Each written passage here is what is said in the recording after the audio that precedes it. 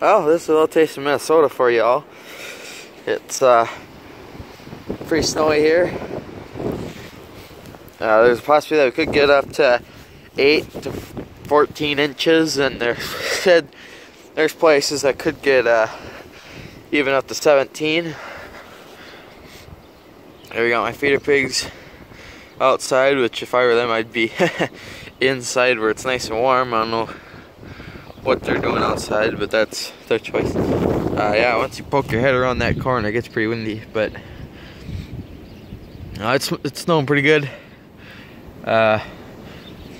We'll see how much more we get.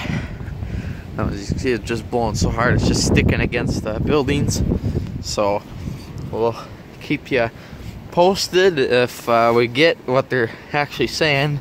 We'll just have to wait and see.